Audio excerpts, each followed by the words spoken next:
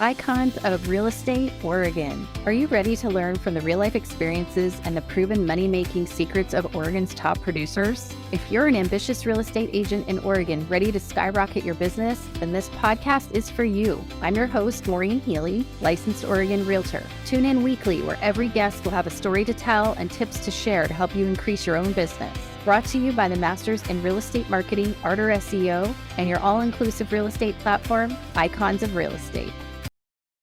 Hello, this is Maureen Healy in Portland, Oregon, and this is the Icons of Real Estate podcast, Oregon edition.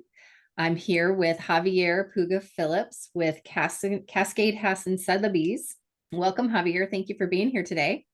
Well, thank you very much for the invite. It's a pleasure to be here.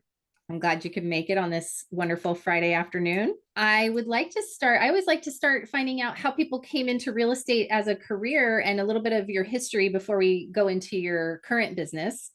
Can you tell me how long you've been a broker? Sure. I have been a real estate professional since 2005. So this year is going to mark my 18 years of having fun, improving people's life, and adding value to my clients because they work with me or selling real estate, whichever you want to call it. Excellent. 18 years. So what brought you to real estate? You know, it has been always a passion of mine. My uncle is a real estate broker, and I always loved teaching, and I love to be helping people, and I like to make money. So I finally found the perfect way to teach, to help people, and to make money on the way. So it was like a win-win situation. And it's so interesting. It's just loving. Every single real estate transaction, as you know, is different because every person is different. So it's always a learning experience, and it's so much fun to actually be able to help somebody. And it's just amazing. So that's what got me to real estate. Okay. And what did you do before real estate? Before real estate, I was studying to become a psychologist. So I think that helps in real estate. It certainly does, you know. Yes, psychology has always been one of my things that I always enjoy. You know, same thing, it was helping people. But when I find that this dance of help that is real estate, I just was cultivated by it. And I was at my first month in real estate, I ended up selling 3 houses. Wow. So, yeah, it was great for a brand new agent. It's a brand new agent, just got my license, and I was already prospecting, and prospecting became natural. So there.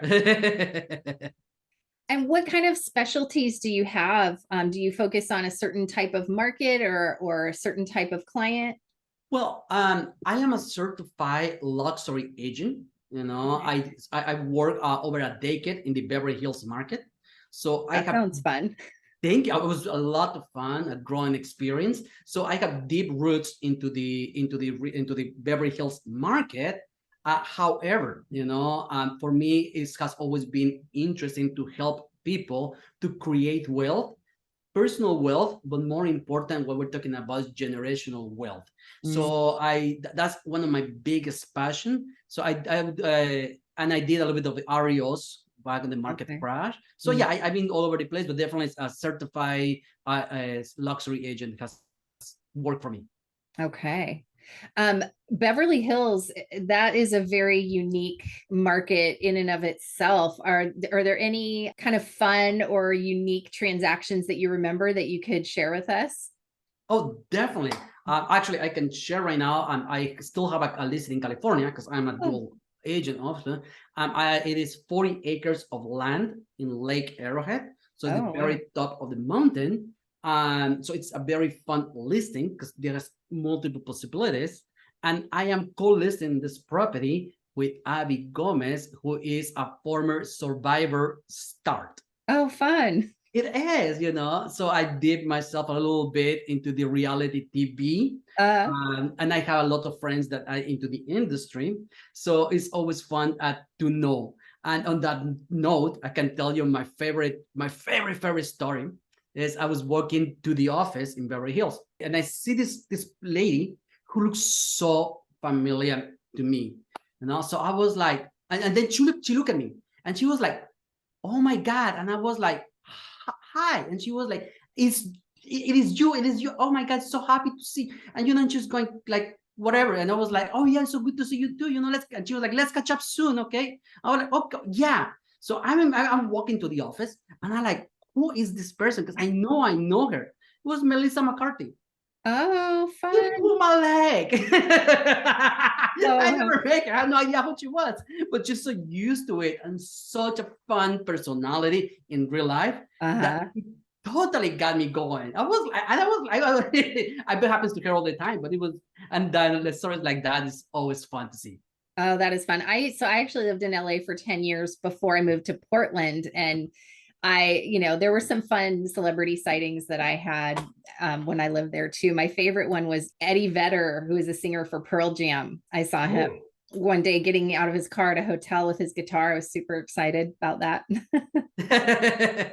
Yeah. It's a fun market. It's interesting. I remember one open house I was doing. I was collecting the property. I cannot disclose the name of the actual singer, but I'm just gonna say it was a rocker. It was a lot of fun, and I got to hang out with his guitars, and that was like highlight of my day.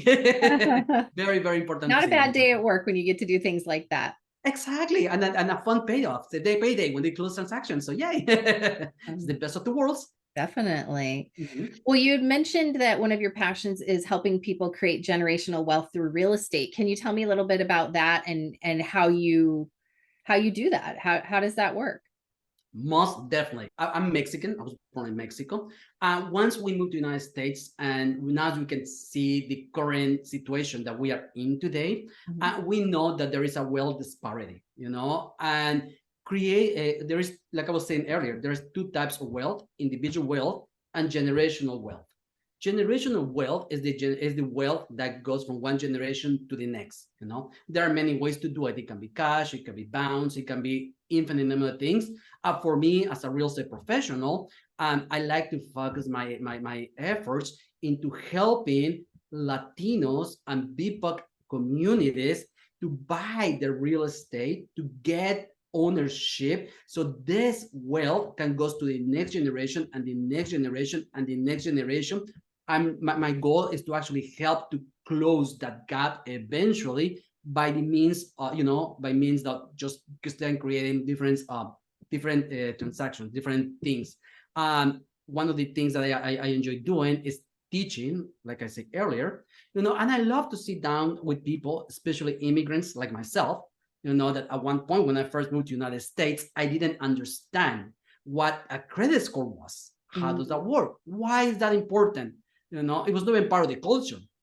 So as I've been Americanizing myself and I've been learning all these things that, oh my God, it's so important. Credit is important, It's pretty hard to function without it. I know it's possible, but I think it's really difficult. Exactly. So that's when I became passionate about teaching. I'm just passing this information so I can help all these people to buy, I'm gratefully, because I am fully bilingual, my first language being Spanish, I'm able to put a workshop in English so I can hear the BIPOC community, and I can put it in Spanish so I can help Latino community, and just start putting the word out there and do a little bit of education, a little bit of what I learned. I learned because I went through the project, so now I know. That's wonderful. Are you doing that mainly through like home buyer workshops? And are you focusing on them getting maybe their first home or investment properties and things like that they would pass down? Both. Right now, my next goal, my next project is I'm working on a workshop in Spanish, which should be ready in a couple of months for first-time buyers. Start just putting the word out there. I will plan to do the same workshop in English, but this toward more the BIPOC community, so we can help them as well. And once you start buying the first house, then we can have a conversation about buying an investment property. Start creating how does it work and why it's so important to have it. That's wonderful. Are you doing these events live or over Zoom? The next one that we're talking about doing it live in person. I think it's time. We all been enclosed for a while now. Now it's time to start just going back to some kind of normality. So we're talking about doing it in person. I think Zoom is great for some things, but in a situation like that, just to make that connection live and in person, I think is really helpful and important for people when you're trying to, build rapport and create a connection with them and build trust. Definitely, definitely. What would you say is going well with your business, and what were your goals going into 2023? We're still in February, we're at the beginning of the year, and are you doing anything differently than you've done in prior years, or do you want more of the same? Well, real estate is one of those things that is never the same, ever. We know that the market gaps, it has ups and downs. I Sure. have worked on both markets. So one of my current goals is to actually establish deep roots into the Portland market, to become a Portland specialist, to be more here, more present. I am actually right now still have a team of realtors in California who are helping me with my California business, so I can concentrate all my time and energy in here in Okay. Portland. I'm in Concordia. I'm in the northeast part of the city. Mhm. So I've been getting involved in my community. I've been working and trying to let Portland a better place than I found it when I moved in 2020. Yeah, so you came at kind of at the beginning of COVID, correct? Exactly. We moved the 2020 right at the beginning of the pandemic. It took me a bit of time to get my license because everything was closed at the time. Sure. Once I get licensed, I was like, okay, now where do we begin? And I just joined Cascade Sotheby's, Cascade House on Sotheby's, with this intention to be more present here in the Portland, where everybody it's more here. I'm here. It's time for me to be here. So you're involved in your neighborhood in Concordia. What kind of community involvement are you doing there? Well, I am currently volunteering my time as the chair of the social committee. As chair of the social committee, I am in charge to do all the different events.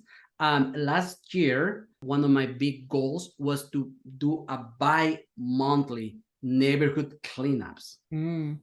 Yeah, every 2 months we will get together as a neighborhood, organize. I will get in my boots and my ugly pants and just go out there and pick up trash.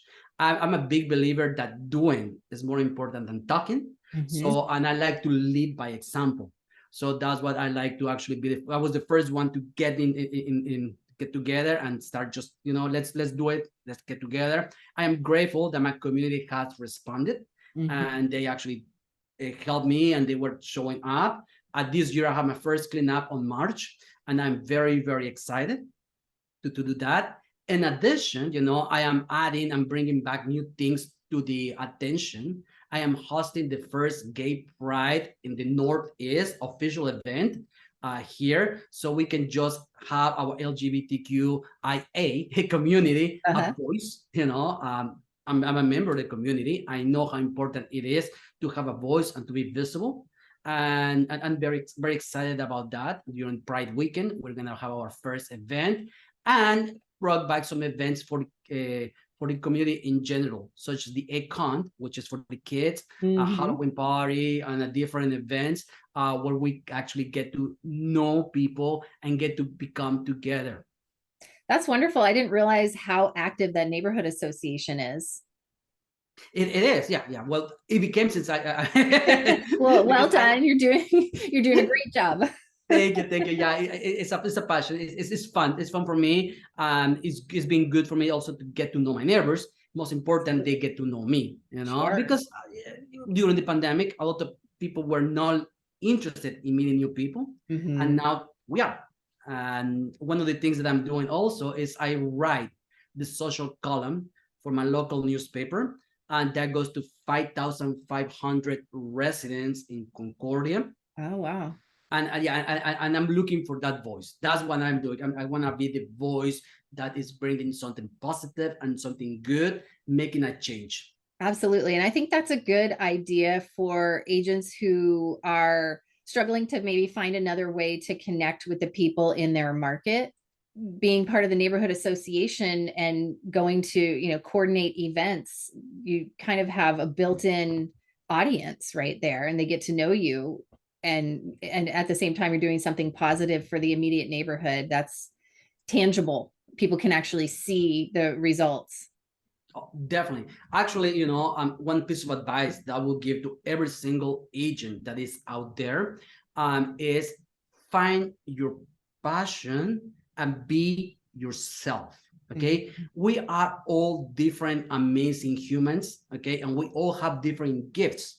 What is easy for me to do is maybe actually very difficult for you and backwards. Whatever is very difficult for somebody, maybe just simple for somebody else. So let's go ahead and find who you are, and then whatever your gift is, give it back to the community, give it back to where you are. Plant that seed, and it's gonna become so easy because you're being yourself. So the first thing you always need to do is find yourself. Absolutely. So for your day-to-day business, do you have like a time blocked schedule for the tasks that you do to generate new business, or how do you balance the transactions that you're currently working on and then generating new business? Oh, I time block. I have a very rigid schedule. Like for instance, for me, working out is very important. It's one of my hobbies. It's fun, and I do wake up every day around 5 a.m. to make it to the gym before 6 a.m. Why? Because that means that even if I work out for 2 hours, at 8 a.m., I'm out of the gym. I have time to shower, get ready, get my shake, and I can be at 9 a.m. ready for work. So at that time, I like to block 1 hour. I call it my power hour. Mm-hmm. I divide it in different pillars, whatever I'm working on that day. And during that hour is when I'm planting the seeds, watering the seeds for my next business. So let's say by 10 or 11 a.m., that's when some people are just getting to the office. Mm-hmm. I already have workout, have a breakfast, I do my work hour, and now I have time to actually involve and take care of my day-to-day transactions. Okay. Is there anything that's in your business right now that is like kind of a thorn in your side, or something that you would like to improve or offload from your daily routine? There is always room to improvement. Okay. Right now, I would love to just see my Lake Arrowhead property sold. Mm-hmm. That will be one of the things that I've been working very hard these days. And it's just finding a room to improvement. I have this rule. It's very easy. I'm just going to try to be today 1% better than I was yesterday. Just 1%, just one extra thing. But you know what? In 365 days, which is a year from today, I'm going to be a totally brand new person.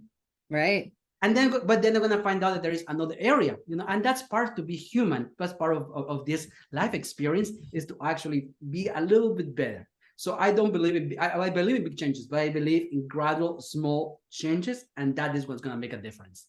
Yes, that reminds me of, I just recently was reading Atomic Habits, and they talk about, he talks about 1% better every day in there.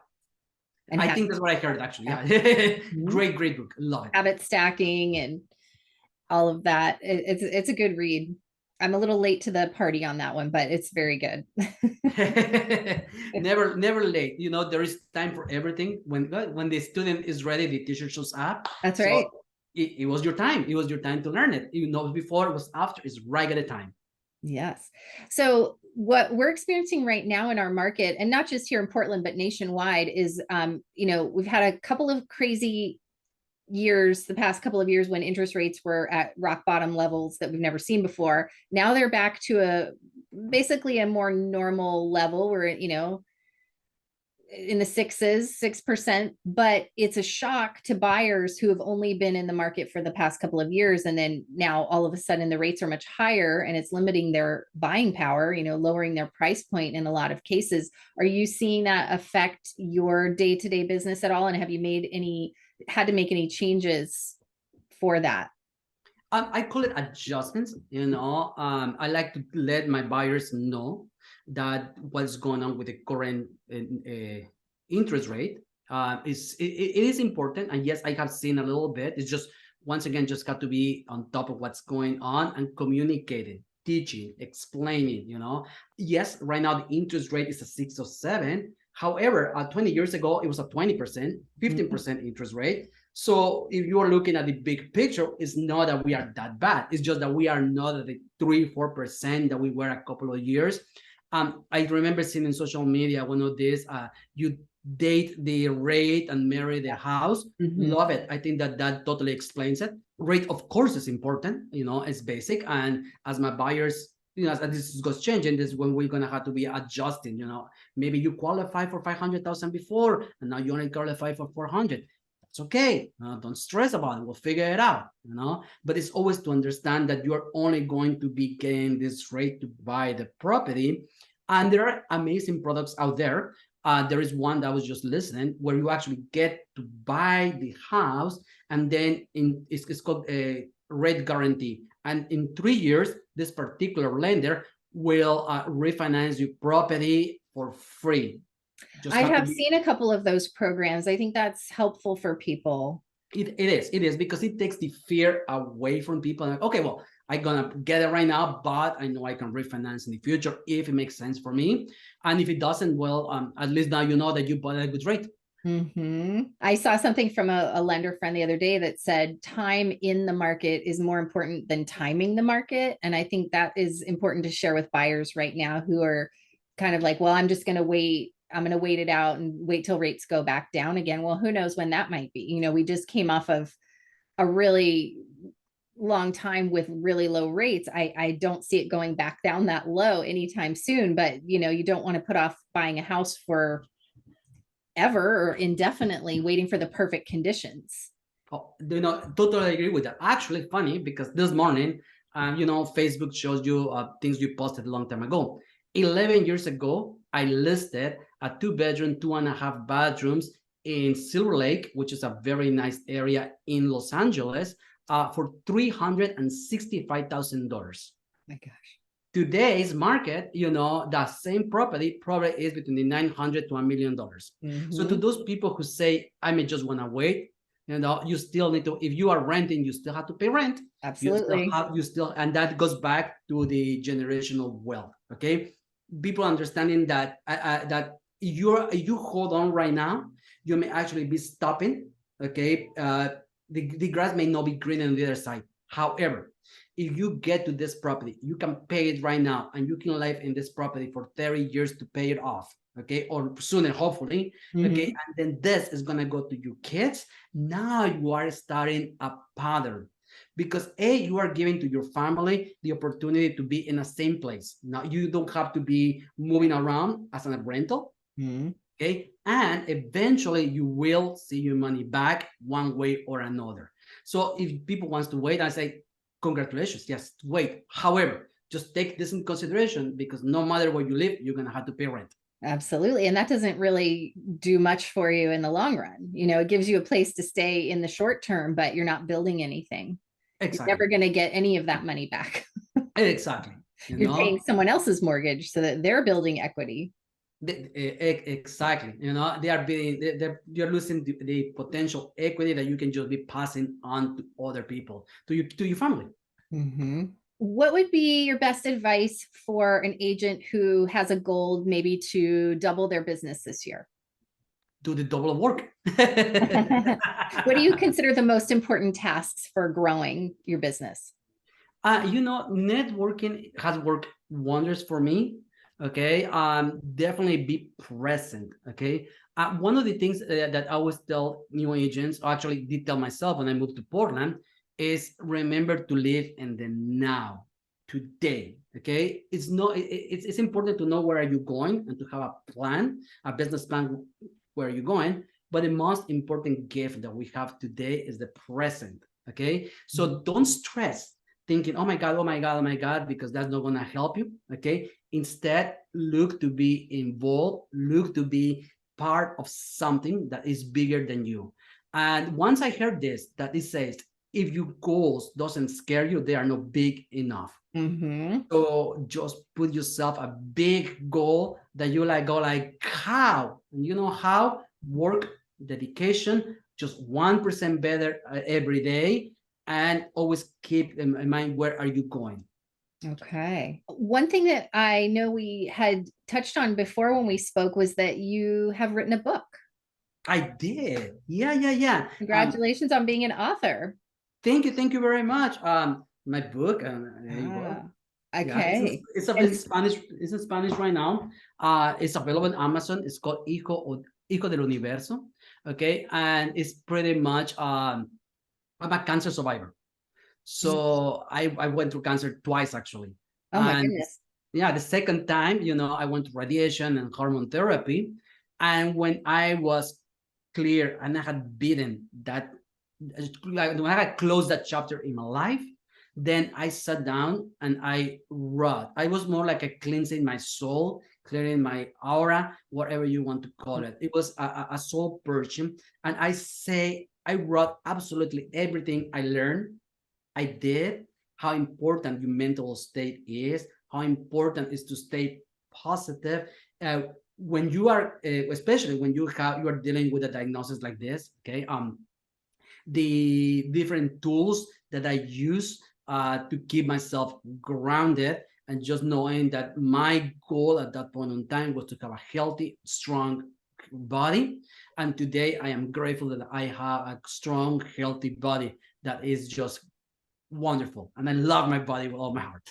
That's amazing. That's incredible. I mean, not everybody's able to bounce back like this. So to share your story and your tips is wonderful. What kind of mindset work did you do during that time to keep in a positive mind frame? Because I can imagine that must be very difficult. Yeah, definitely. Well, I talk about different tools I use. One of my personal favorite ones has always been it's a Hawaiian prayer called Ho'oponopono. Ho'oponopono is based on 4 sentences. We are: thank you, I love you, I'm sorry, please forgive me. And this is just to start just cleansing and understanding, taking responsibility for when I am right now, and especially in the moments where I was came to radiation therapy. Radiation therapy was a humbling experience for me, where I learned how important was to keep my mind clear, that my goal, I was going to do this because at the end of the day, I was going for that healthy and strong body that I wanted to experiment it. And that was one of the tools I used. I use several other tools that I talk about in the group, in the book, but that's one of my favorite ones. That's beautiful. I've never heard that before. Definitely, I recommend it. Highly recommend it. Ho'oponopono, look it up too. Okay, will do. Well, I appreciate you taking some time to be here today. As we wrap up, I wanted to ask if people would like to reach out and get in touch with you, if there are any agents that want to maybe get some more advice from you or talk to you, how would they best reach you? Well, they can look me up on my website. It's very easy. It's Javier Portland Realtor.com. JavierPortlandRealtor.com. That's an easy one. Yeah. Cell phone number is 503-343-5561. And so but you go online, just JavierPortlandRealtor.com. There I am. Okay, perfect. Well, thank you so much. Awesome. Well, thank you very much, and see you soon. All right, have a great day. Bye-bye.